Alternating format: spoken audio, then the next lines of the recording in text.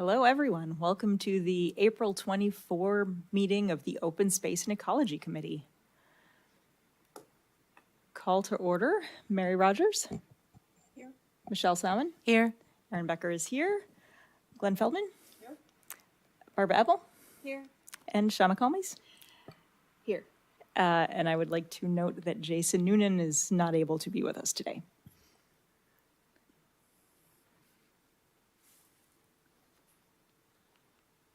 I assume we had no emergency circumstances because we know where everyone is. Next is adoption of the agenda. Motion? I move we adopt the agenda. I second. Very good. Do we need a roll call vote? All right, Mary. Adopt, yes. Michelle? Aye. Erin is aye. Yes. Glenn? Yes? Aye. Aye. Lovely. Announcements. Who was the second? Sorry. Michelle, I think. No, Oh, I Yeah, nominate. okay, got it. oh, sorry, Shauna. Shauna. Shauna. Yeah. So I do have an announcement. We still have a large pile of wood chips available at the Sierra Point Yacht Club at 500 Sierra Point Parkway. They're free. Bring your own bucket. And so if you want some really, and they're nicely aged now. So wood chips. Thanks. I need that. Thank you. And compost comes tomorrow, right? Compost delivery is tomorrow morning, we're expecting, and we will be, our communication staff will be updating on our city social media when it is available. Our public works staff will be moving some of the pile of compost over to the community garden, specifically for garden users, but the remainder for the public to pick up will be kind of right there under the Tunnel Avenue Bridge off Bayshore, as if you were going back to Mission Blue Nursery. And again, bring your own container. Yeah. Yes. New And location shovel. this year. Yeah. Shovel. Yes. Oral communications. Any? I have received none, and I don't believe we have any members of the public with us. Approval of the minutes. I'll make a motion. I'll second. Mary. Aye. Michelle. Aye. Erin is aye. Glenn. Aye. Barbara. Aye. And Shauna. Aye. Approved. New business. Humming right along here. Invasive species regulation. You or Karen, I think you should take this one. It's totally a win. All right. I guess the subcommittee knows, but the rest of the committee doesn't know that the city attorney determined that we could write a regulation based on the existing fire code that requires the removal of invasive species, kind of for a different purpose. And a regulation is something that is put together and signed by the city manager. So that has happened as of April 12th. So now the next steps are to promote that. And the subcommittee, we're going to meet in the near future, possibly with a new member, because Shauna will be leaving, right? And put together what we might want to do for outreach. And then it was also requested that we get kind of a handout that the code enforcement officer can use to identify plants. And he may need some support in identifying plants to start off, but it's out. Wow. Yeah. And thanks to the city manager and city attorney for that too, because it, Yeah. I think, saved us a ton of time. It's been a long time coming. A long time. Yeah. So really happy about that. Yep. whoopee. Glenn? So just a question, is the ordinance itself, the fire code, going to be retitled to indicate that there is more to it than fire? No, but I don't think that most people go there to find out the rules. That's why we need to do outreach, and we can put something on the website that Door hangers? links up. So are we Yeah. going to be able to say there's a new invasive species ordinance or not? I would say there's a new regulation regarding the invasive species ordinance in the fire code. So I should send it to maybe all of the committee, just as an FYI. Yeah, we definitely have to work on outreach for sure. But yeah, it's, Yeah, and also how to frame it so that people realize this is new, this is different Right. in an article. A in new the SAR. regulation Yeah. Yeah. related to the existing ordinance. So I brought a show and tell, which doesn't work so well for the general public watching this later recorded, but it's a door tag that my sister's community uses. And so it's got a lot of information on one of their most pervasive invasives. It's got what it looks like, its characteristics, the lookalikes that, you might mistake it for, so you know not to rip out the beneficials and whatnot. And I thought that was a good way for us to do education and outreach. But I thought it also might work for our dark skies ideas where we'd consider doing a form letter that you could just check the boxes and give to your neighbor. Like, hey, I don't want to rat you out to the city yet, but I've noticed these non-compliant things on your property. So I brought it in as an outreach example, and then the various subcommittees can go through from there. Yeah, this is great. That would make a great dark skies vehicle. Yeah.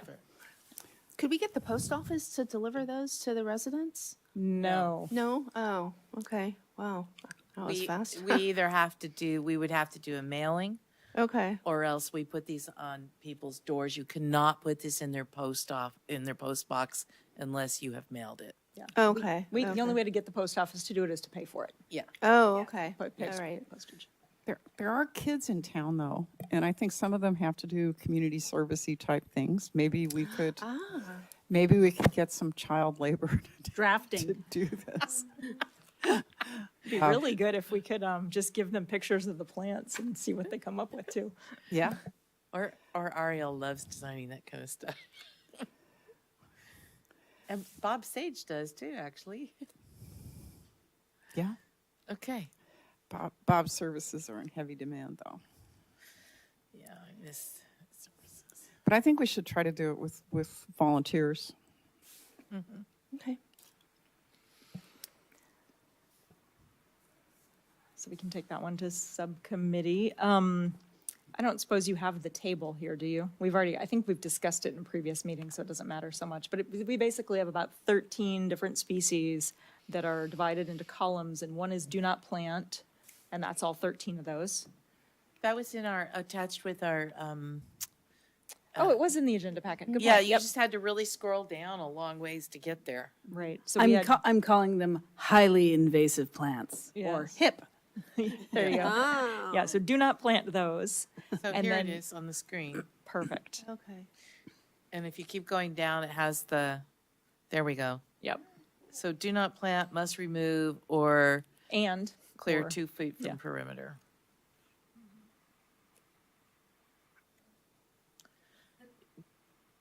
Sorry, I was going to try to zoom in so you could read this a little it's on the better, lower but right.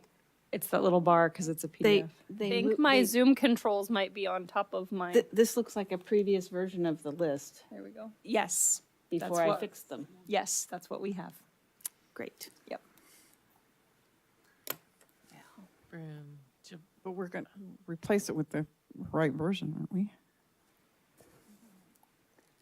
She's saying that's not the correct version of this. So what you gave to the city manager and the city attorney, we had actually turned the crank on. Oh, so Adrian doesn't have the, No, actually, I think Adrian has what was written into regulation, but since then we'd edited it.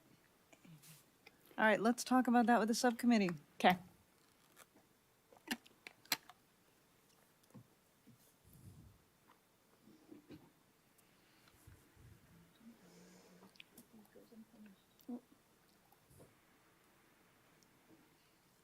Okay, are we ready to move on? Yep. Okay.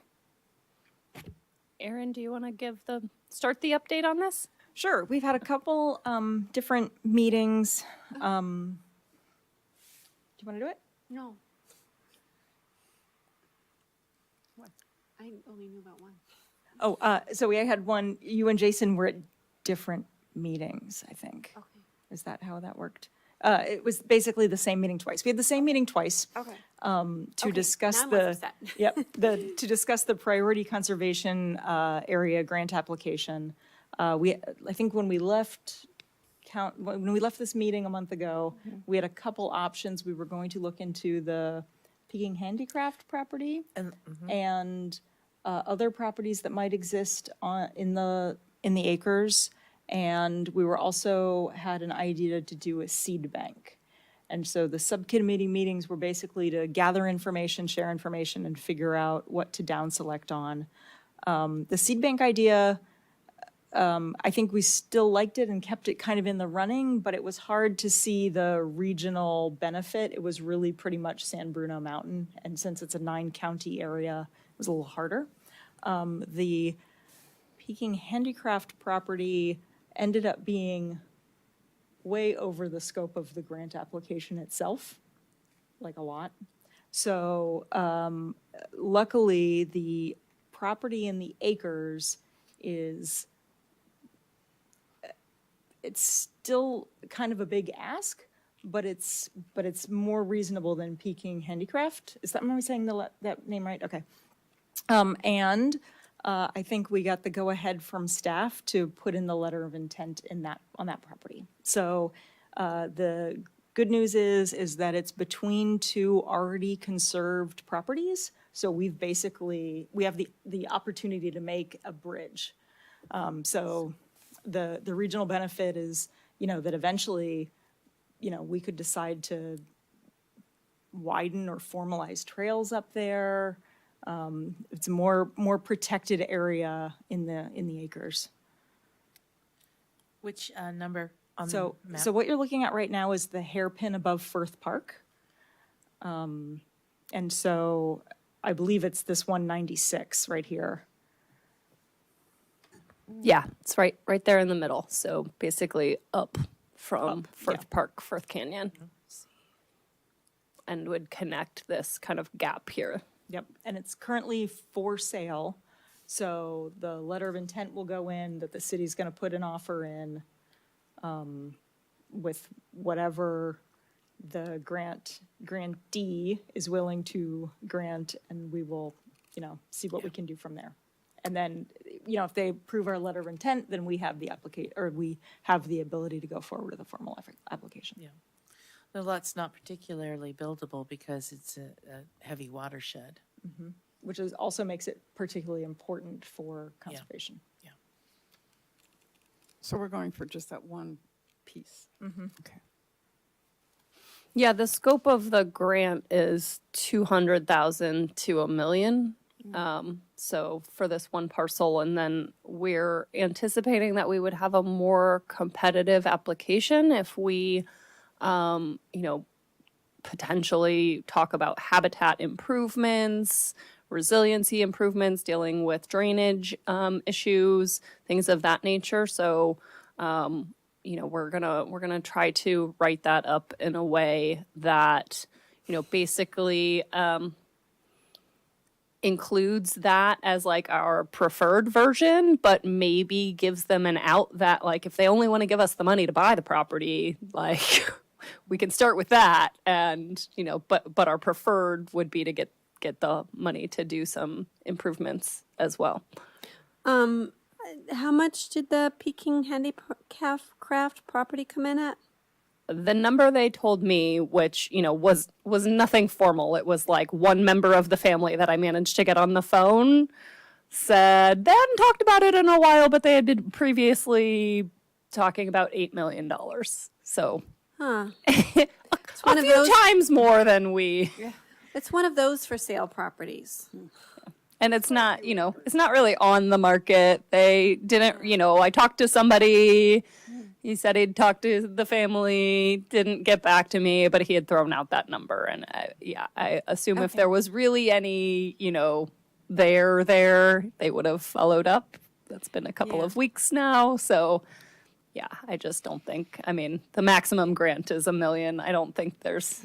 Okay, yeah, no, Really? I had not, that bit of information did not come to me, so. Yeah, I think I got that when I tried to, because I had tried to call once and not gotten anybody who knew anything, and I tried to follow up again after our meeting and got that bit of information and was like, okay, well, let's put that on the back burner. Yeah. If they do follow up, you might mention the possibility of a tax incentive. I've been mentioning that every time I've talked to anybody, like, hey, so this is an option too. Yeah. So. that's the plan. And will the grant be finished to file on time?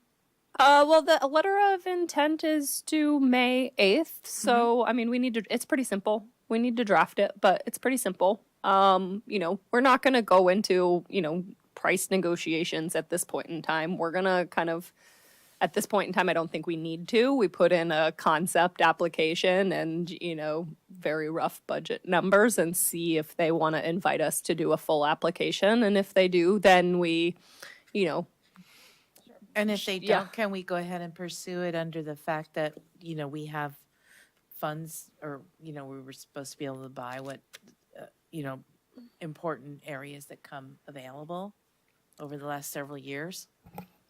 I don't know, would we do that? You're saying to do that before we know about the grant? No, if they say, no, we're not interested in pursuing that as a grant, like they say no, can we, the city of Brisbane, pursue it?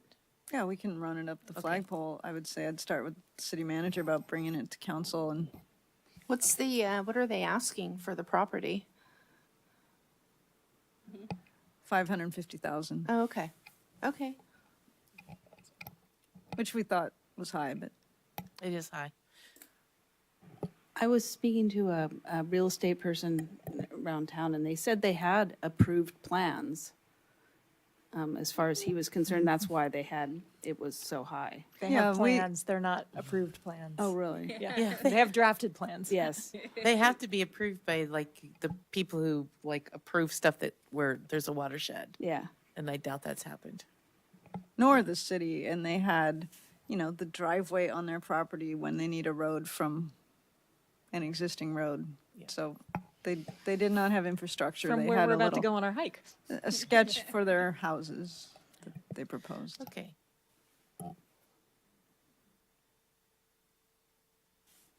So I would like to thank Adrian for making all of those phone calls and gathering all of that information in order for us to make what seems to be an easy decision. But I think it was a lot of work and leaving voicemail, so thank you. Yes. And- There were some very interesting cold calls made. And I will note, I did talk with Ariel at the end of the Habitat Day on Saturday to mention our idea of the seed bank. Like, hey, this seems like something that maybe would be more of a Mountain Watch project rather than a city project. Are you aware of this grant? Are you interested? And it sounded like probably a bridge too far for them at this point in time. A, between timeline, and B, kind of concerns about ongoing funding and infrastructure and all of that. So I think I brought that up in the last meeting, that it's extremely expensive even to do one seed, one plant. It's like $1,500 or more per plant, or it's expensive to actually bank them and preserve them.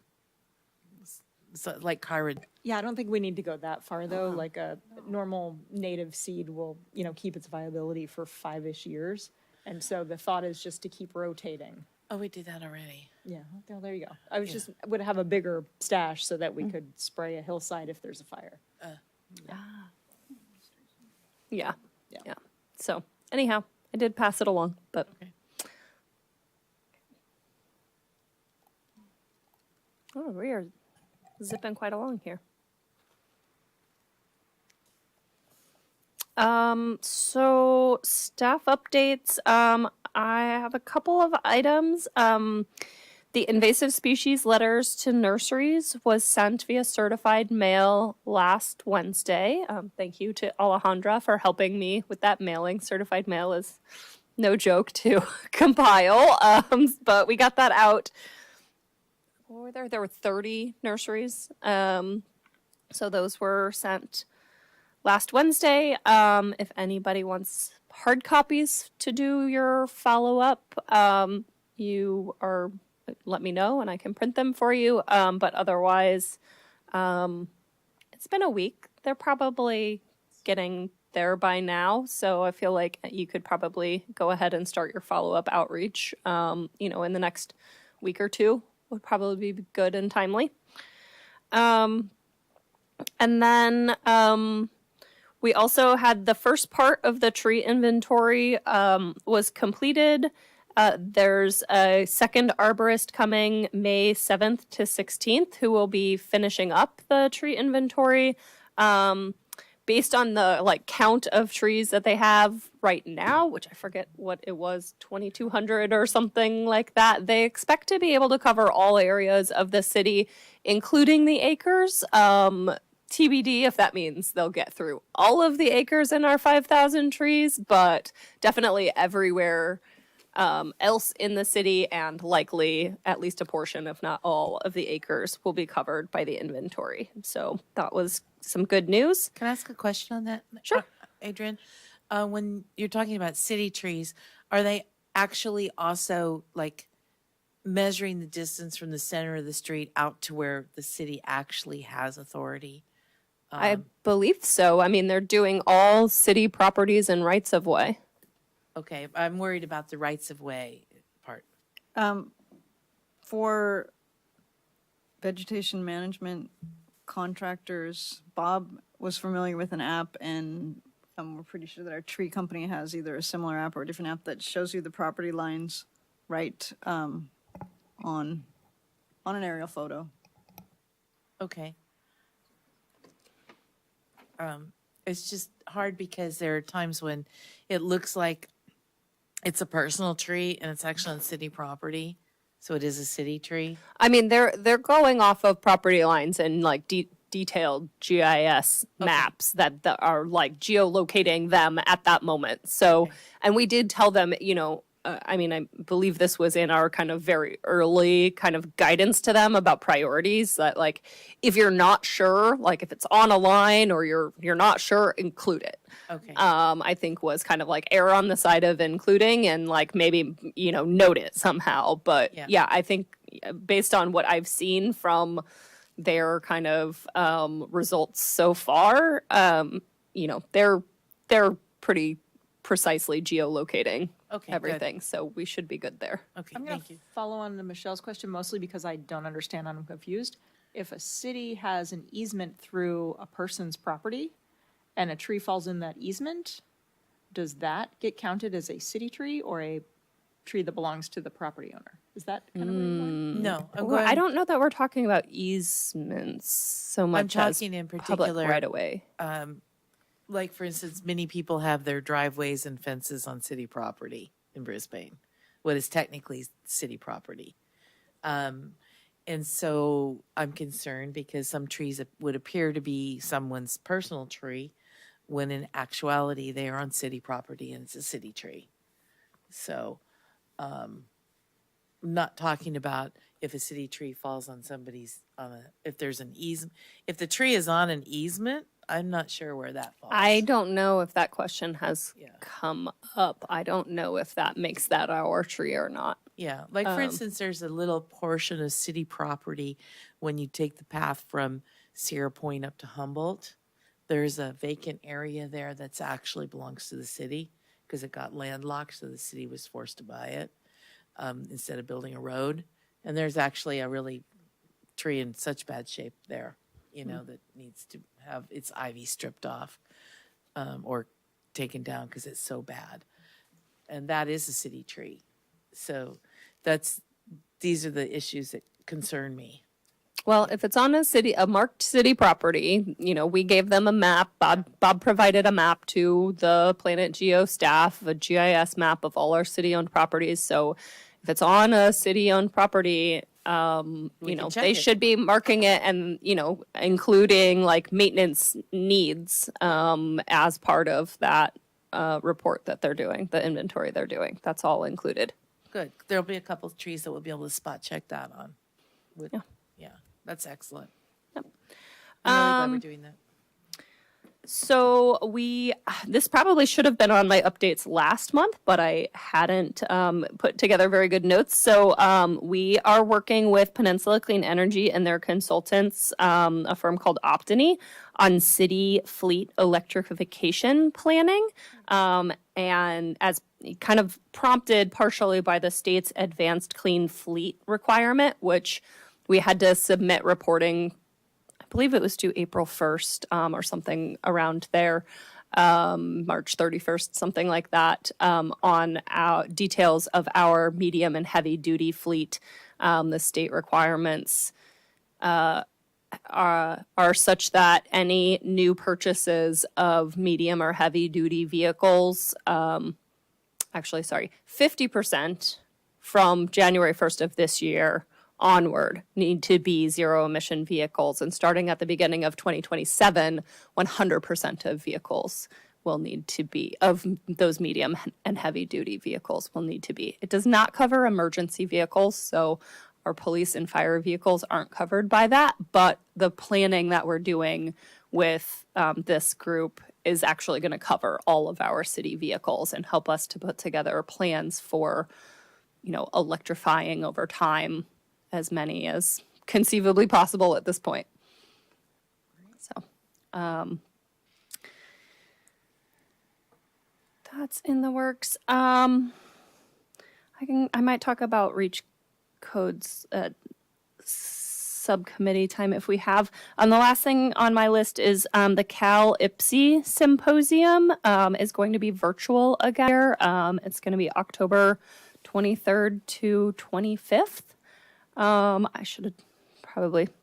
Abstracts are due June 15th. So we might want to consider saying something about our regulation. Seems like it's not really something other people are doing. So maybe it's a good forum for us to share that. I think it's a really good idea. Adrian and I talked a little bit about this at the Habitat Restoration Day, and it seems like the Native Plant Society and IPSI seem kind of allergic to policy. It's weird. And, unfortunately, policy is the way to tackle this problem. And a lot of other states and counties and cities are attempting to deal with it through passing laws and ordinances. And I think it would be a good idea to just put it on the radar screen at a conference or a symposium like this. So I hope it can be done. That's it for me. I don't know. Oh, yes. Well, we could talk about that. We were last meeting, there was a some sort of letter or comment about leaf blowers that you were going to follow up on. And Caroline had followed up with the commenter about kind of the situation that we had discussed it before, that there was a state ordinance or a state law that was banning the sale of new. So she did follow up with them. That's good to get the follow-up. Thank you. Yep.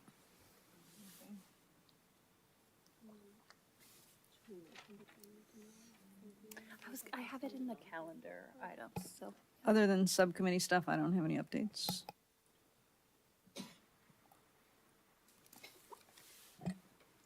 All right, subcommittee reports to anything from the events committee?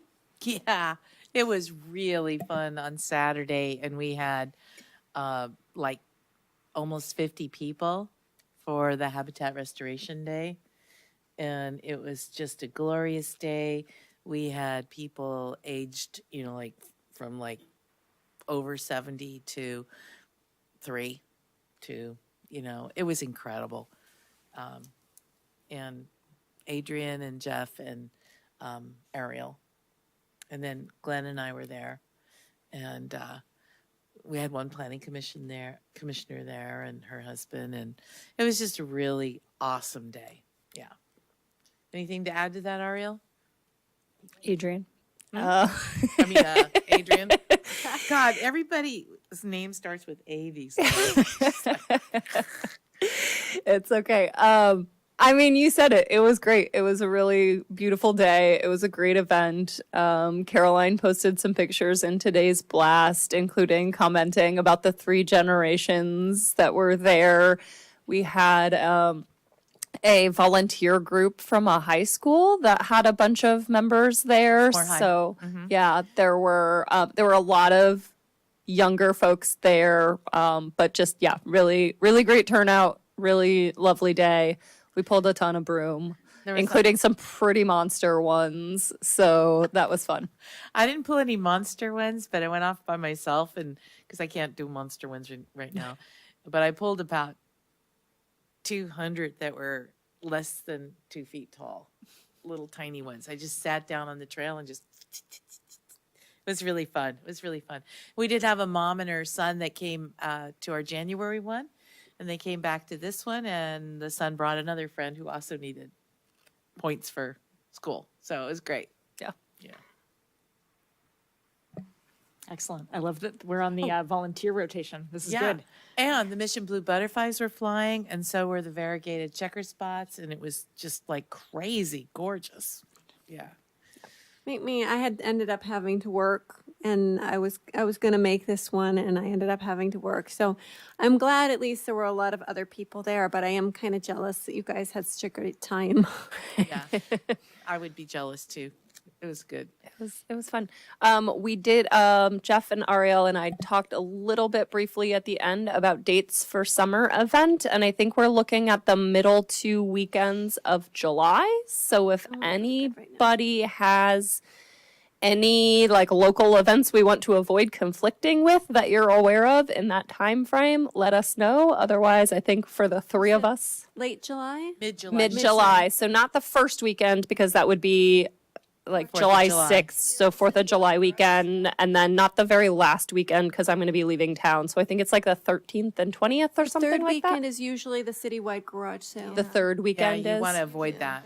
Okay, so we'll probably end up going with July 13th, I think is what it is. Whatever the second weekend is. Yeah, I think it's the second Saturday, so, but I'll You might confirm. want to follow up with friends of the Brisbane Library and make sure they're not their date hasn't wandered for some reason this year, but it's usually the third weekend. Yeah, I won't be available on that day on July 13th, but I'm just one person, so. Okay. Moving on to education and outreach. Mary. Do you want to give an update? No, I mean, go ahead. I read the email about, so the litter project and us putting forth an idea about purchasing grabbers. It was, Adrian, you kind of did some research on that, and it looks like it's a go. So we just need to figure out the process. Will the library issue them or whoever will issue them? We still have a lot of things to work out.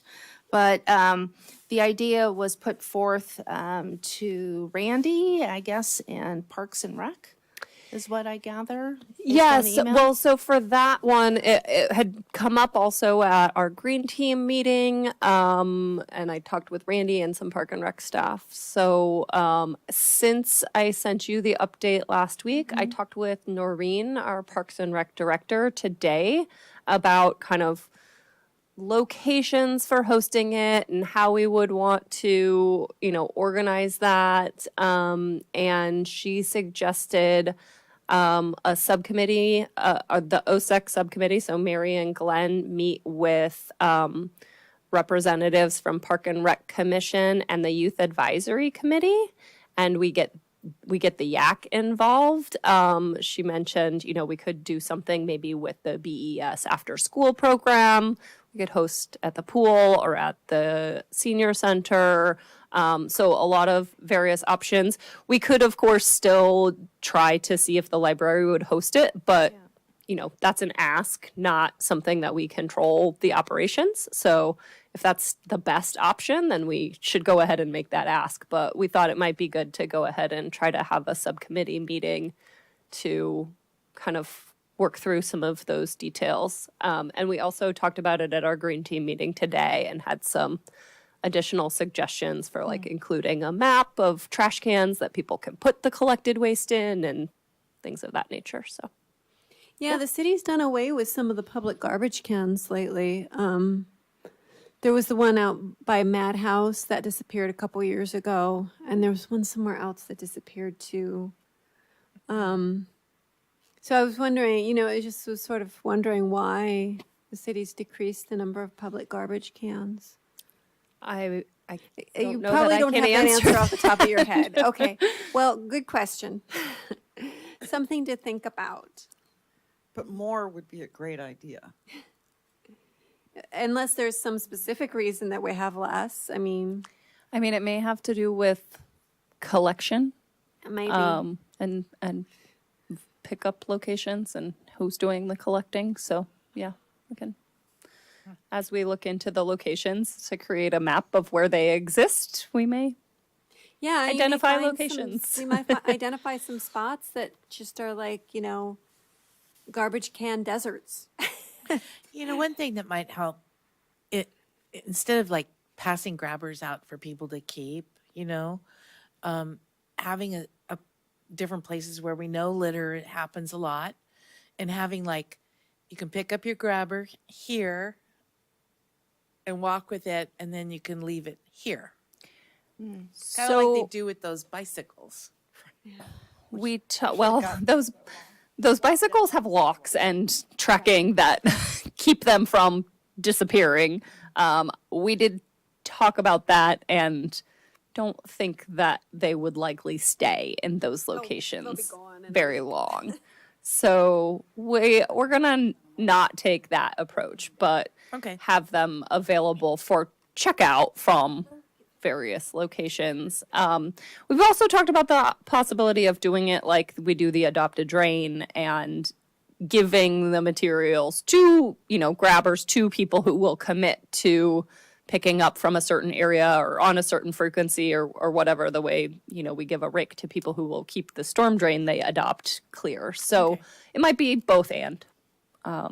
But as far as just leaving them out for people to walk away with, I don't know that we're thinking that's likely to be very successful. Okay. So who's on the green team? Is it just a city It's a city staff. staff? Yeah, Okay. it's like an internal Okay. thing. Yeah. So then I guess next steps would be to schedule a Yeah, subcommittee yeah. meeting So with- we can, it'll need to be evening because it's got youth advisory committee members, you know, they have to do it after their school day ends, but we can come up with some dates that work for you two or the three of us, and then we can send those to Park and Rec and see if we can come up with a date. But yeah. Sounds good. Yeah. Yeah, thanks. That was good news. Oh, so the other bit of news was about the litter signs that you asked. So some folks didn't love them, Yeah. but Randy was willing to give it a shot with maybe 3 to 5 of them and see how they go over. So we need to identify maybe a handful of litter hotspots that we would want to put those "Why am I littering?" signs at, and see what kind of reaction we get. Yeah. Is there any chance that we could put 1 or 2 of those on Guadalupe Canyon Road? Because they're dumping up there all the time, and city staff, if it's in the Brisbane city limits, our city staff has to go pick up the crap. Well, we can talk about that as a possible location. Randy said, come up with 3 to 5, and let's try that to start with. So that's, you know, if it's within the city's jurisdiction, and I mean, I think he's going to look at the list and say, yay or nay. So, you know, but we'll put together a list. Might actually make sense to ask the people who have to pick the litter up where they want the signs. Yeah. Because, yeah. Good thought. So The is it signs okay are a little to- bit snotty, and that might be better to use on people who aren't living in Brisbane and dumping their lunch wrapper, but people Oh, you who mean like are- South Hill Drive and West Hill Drive? Yeah. That would be a good place. Yeah. Can I'm we thinking approach the Guadalupe chamber, Canyon especially, the Chamber of because Commerce, and About- That's illegal dumping. That's a whole other thing. Like Put- where to put the signs?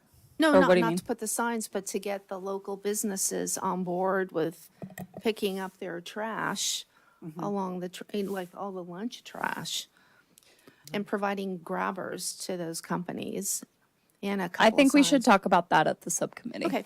Yeah. All right. Yeah, we have 30 minutes. We do left. have a time constraint here Okay. tonight, so Sounds good. let's move that to the Okay. subcommittee Very discussion. good. All right, so moving on to building decarb. I think you had an update. We finally sort of have some response and movement. So legal has asked for, and I've provided some bit of kind of analysis on the new approach. I don't know, I haven't gotten word back from them if that is sufficient, but they also kind of said, go forth in drafting, a city ordinance based on this, while we review this. So it seems like we have a potential path forward with a replacement new building reach code that would be this it's kind of going back to the way reach codes were done before. So it wouldn't prohibit gas in new buildings, but it would make it harder to build with gas, and it would have like pre-wiring requirements if gas is installed.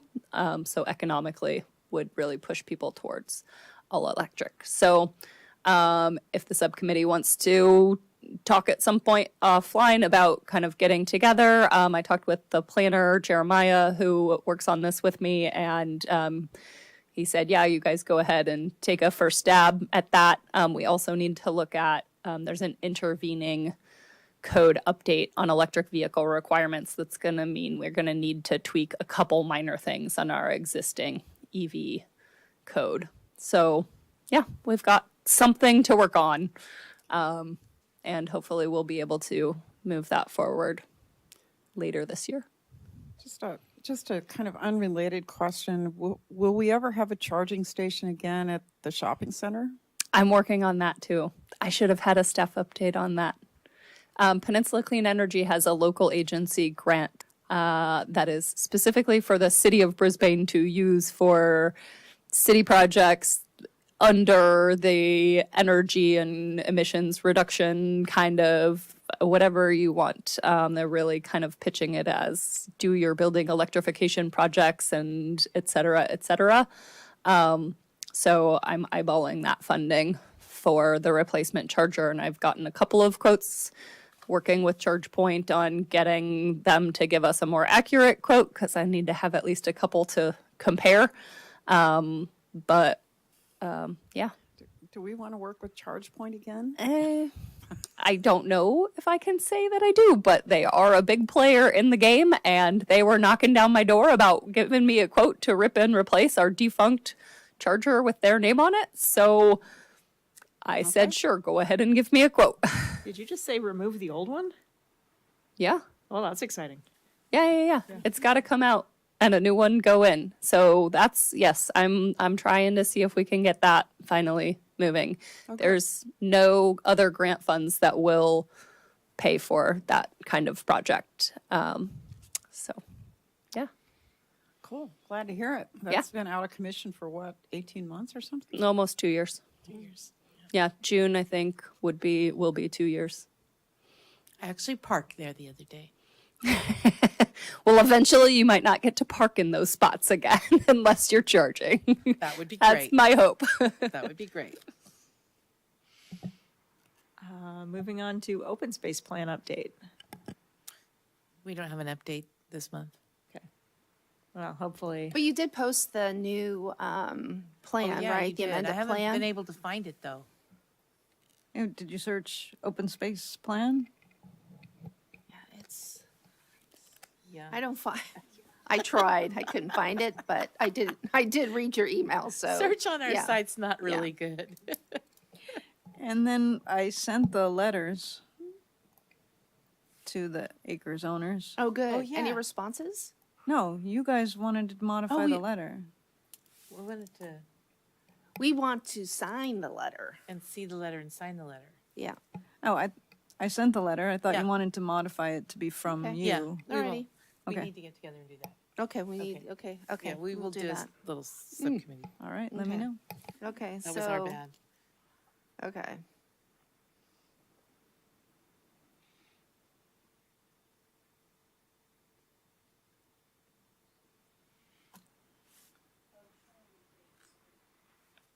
Okay, so it's under habitat. Since search is not great on our website, I'm trying to it's show you. This screen is like being weirdly squished because of the Zoom share. So normally the buttons on a full-size desktop browser are up in the top right, but you go to community and there's a sustainability section, and this is under habitat protection. So there's this great story map thing that Bob put together with the Open Space Plan 20th anniversary. Yep. And then there's some information here, and where'd it go? An amendment was adopted. It's in our supporting, in our documents section down here. Oh, okay. Because I'd seen that part, but I thought it would be woven into the actual text of the thing. It is, but I mean, it's brief. Just an amendment to the plan was adopted in September 2022. So when you scroll down, I mean, it doesn't say, oh, there it is, open space plan amendment, perfect. Okay, perfect. Thank you.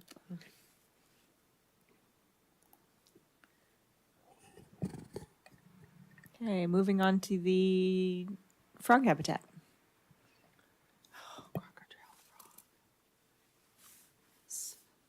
So I copied this. I needed a visual to take a look at. So we need to get together with the owners, right? Oh, And we need to put together what we're going to present to yeah, a them, which very is- simple plan, right? Yeah. So do we want to meet to do that? Yeah, we do. I emailed saying that we should meet to pull that together.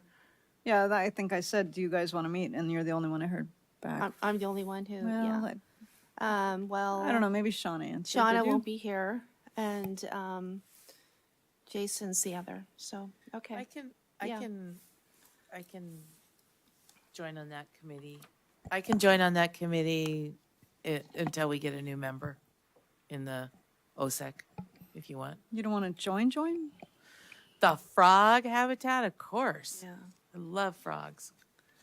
All right, we will set that up for early in May. Okay.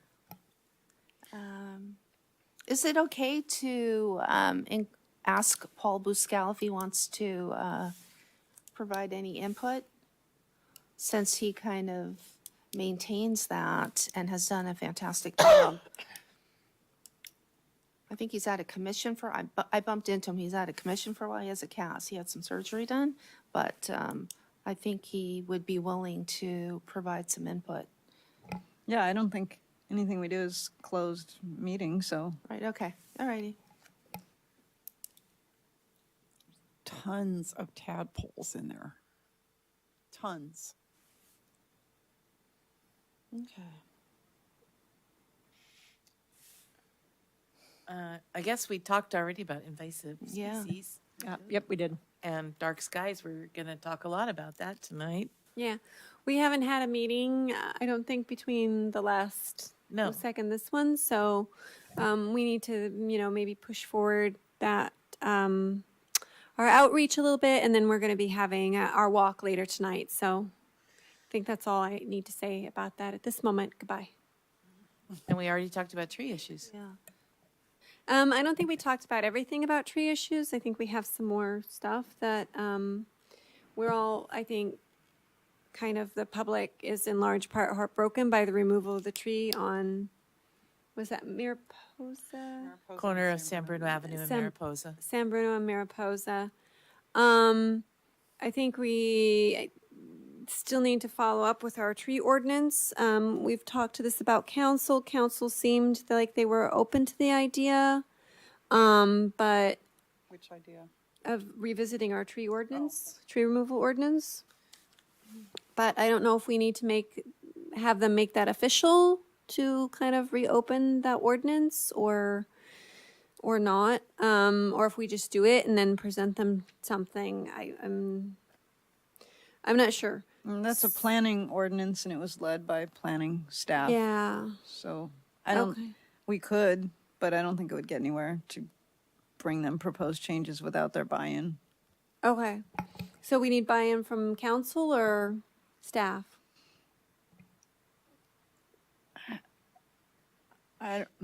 I'm not sure on this one. I feel like planning staff is going to say, we involve the committees revising the ordinance. How long ago was it? It was pre-COVID, so it's been It was like 5 years. it was quite a few years ago.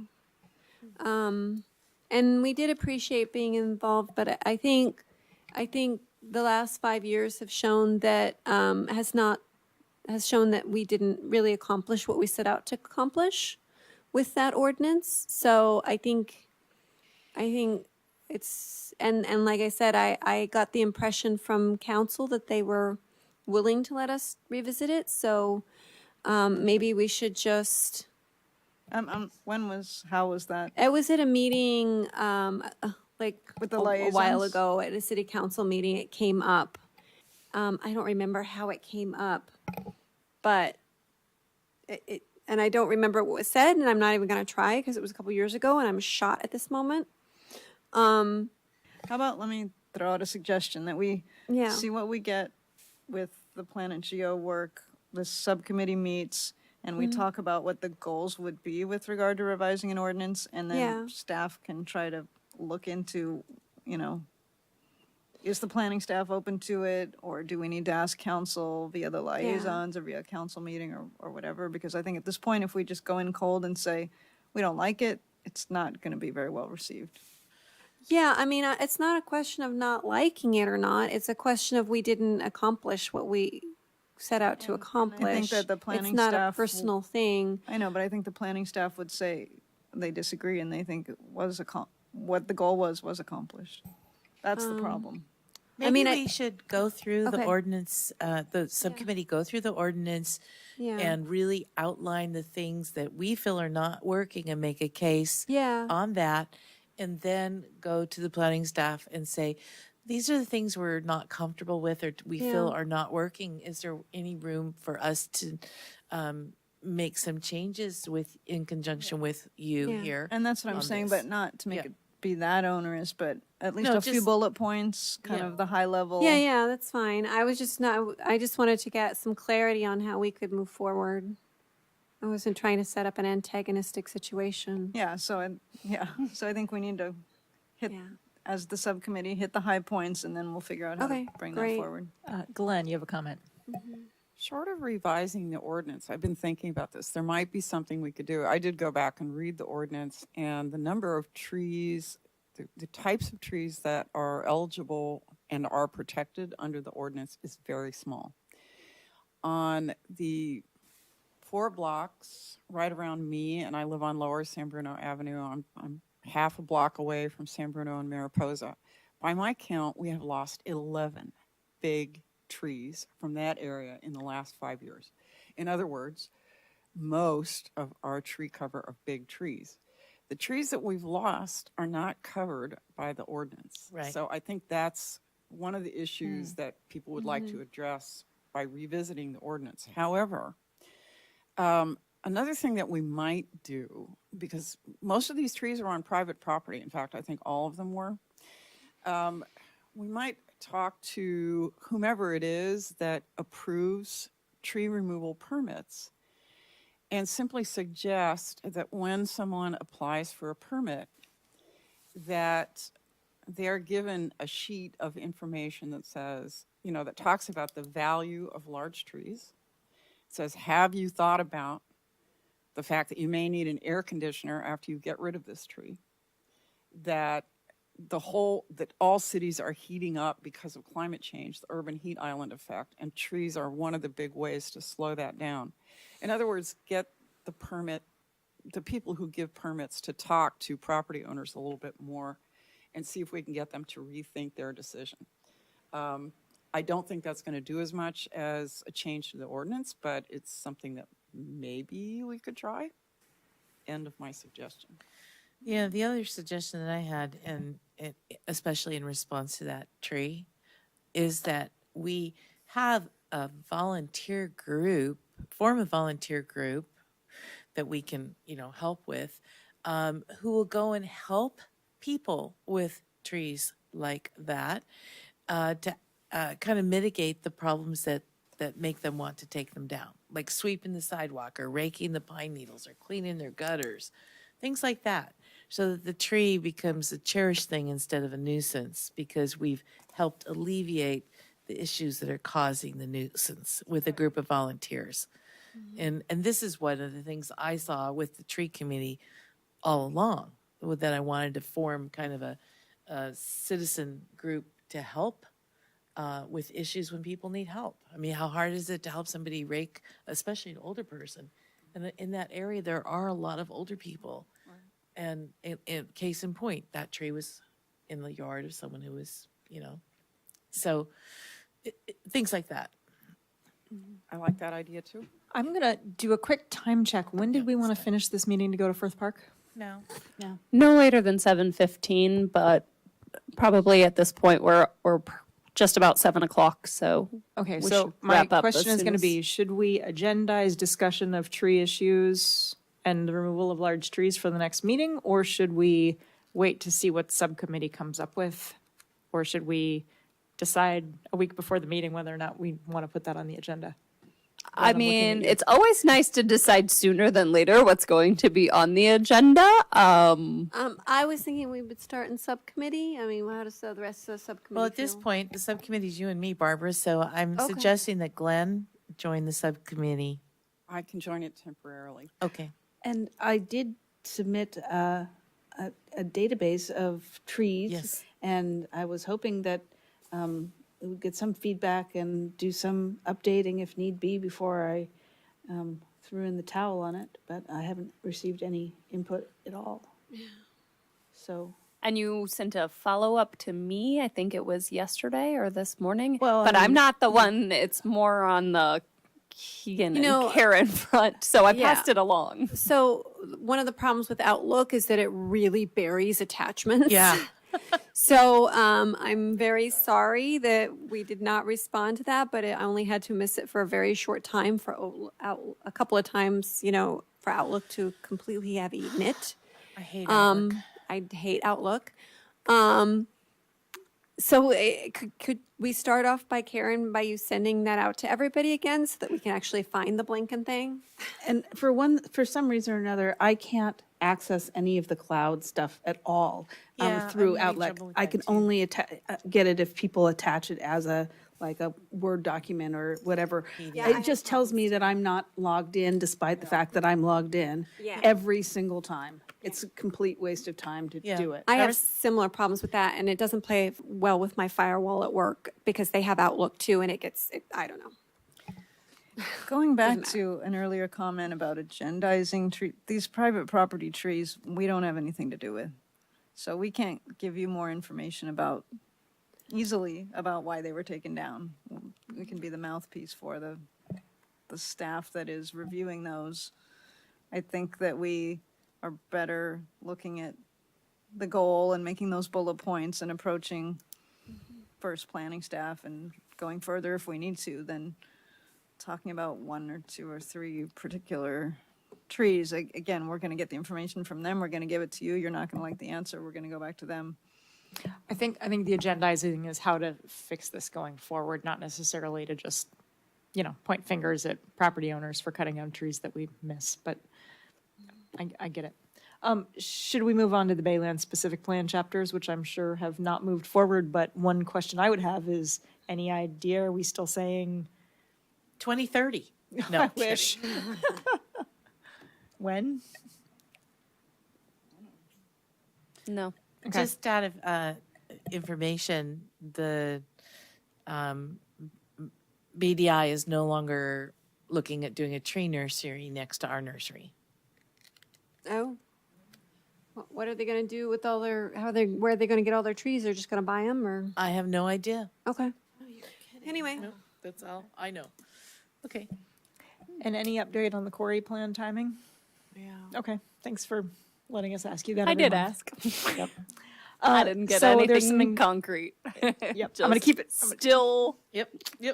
keep it moving. Inactive subcommittees are all inactive? Yes? All right, next page, calendar items. I will just quickly note, well, we already talked about compost giveaway is tomorrow. And I have a couple things here. Compost giveaway Is that squished up there? That looks squished up there. I don't know if it is on your screen too. So the compost giveaways tomorrow, we already talked about that. We also are having a building efficiency program info session tomorrow afternoon on the Beyond requirements. So that's really geared towards our program participants, but Alejandra and I will be doing that tomorrow afternoon. And then Bike to Work Day. We have been asked to note that Ricardo from our Park and Rec department is hosting an Energizer station on Lagoon Way on Bike to Work Day, Thursday, May 16th. So if anybody is interested in volunteering to help out with that tabling, it's super fun. Get in touch with Ricardo, and if you don't know how to get in touch with Ricardo, you can get in touch with me, and I can put you in touch with Ricardo. Next meeting? That was it. When's- Churn committee member matters. I've Any got quick one. things? I would like to take this opportunity to thank dear Shauna Combs for her many years of service to OSEC. You bring expertise that the rest of us cannot fill, and that will be greatly missed, as well as your mostly cheerful disposition. It's not cheerful at all the right times, and that's very much appreciated. You've been a joy to be on a council with, and wish you the best going forward. Is this your last meeting? Yes, this is my last meeting. So I second what Aaron said. thank you. Me too. It's been very interesting. That's what I'm talking about. We wish you well, and we're all going to come visit and camp out at your new place. No. Thank you very much. It's good. And our next meeting date is? Next meeting, May 22nd, we'll move back to the regular 6:30 time frame. And hey, this has got to be like a record. It is. Should we talk about logistics right now? So we're all going to get into some cars and drive to Firth Park, and then we're going to meet the public, et cetera. And people who want to walk up the hill and have no mobility issues are going to walk up Glen Park, around the Hairpin, up Kings, and then where there's the new wooden fortress wall, there's a driveway that says private, it's mine. You have our permission to walk up that steep part of the hill, follow the road around to the left, up some more, and then you'll see the chain, and we'll meet with the people who drive up separately. We'll be waiting for you at that chain. For people who leave Firth Park and have mobility issues, you can ride with me. If we need more than one car, the next car can follow me. I have parking that is almost entirely up past the Hairpin and around there. So then all you have to do is basically walk from the chain up with everyone else to the water tower. And we'll be just doing some Q&A along the way. Adrian has flyers. The way up is probably still going to be fairly reasonably bright, which is a good time to check out your surroundings and look for good vantage points. And then on the way down, it will be dark. I've got one flashlight, my phone, and then a couple like clip-on bracelets for anyone who, like me, wore all black today for some reason. So is there anything I forgot? I know.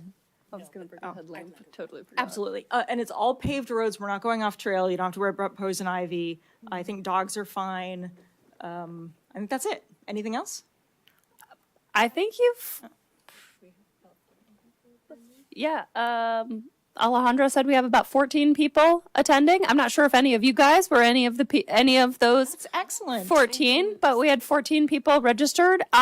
Matt Ordonia from our communications department is probably at Firth Park already. He was going to be our greeting crew, and he has some, I think he said he has some microphones so he can kind of do some good filming for us. So get your talking points ready, subcommittee members. I can barely. And, anything else before I No, I adjourn? just And barely meeting opened adjourned. that. Bam.